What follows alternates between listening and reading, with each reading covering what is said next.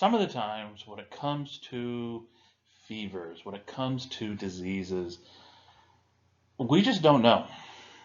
We don't know what's causing it. We can't isolate. Remember Koch's postulates. We can't meet all the postulates. We just don't know.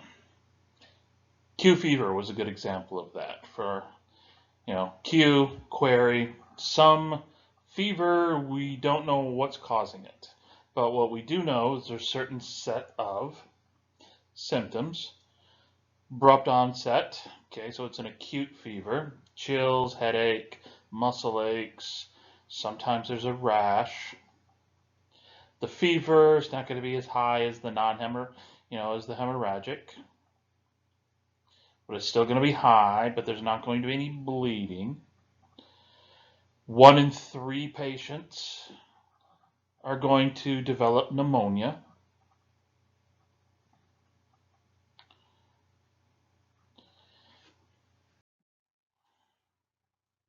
We were finally able to isolate and identify the cause of this Q fever.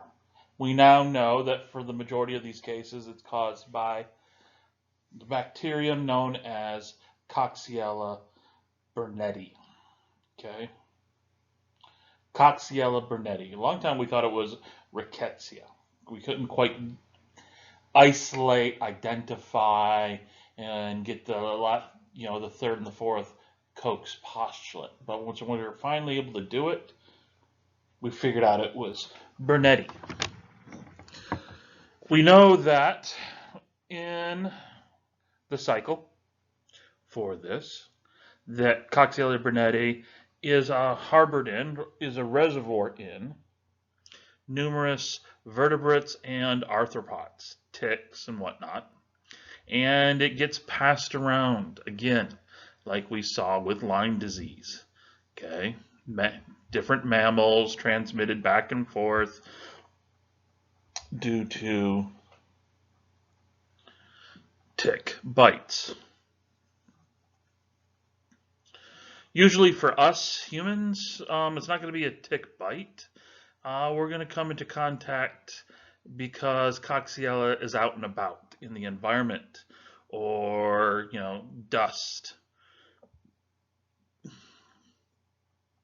We breathe it in. Come into contact, domesticated animals. All their different secretions and blood and whatnot. For those of you who have never worked on a farm, been on a farm, farms are very messy. Okay, stuff is everywhere. If you can smell, then that means what you're smelling is not only the volatile compounds, but you're breathing in dust. And in that dust is going to be secretions and pieces and blood and all sorts of stuff.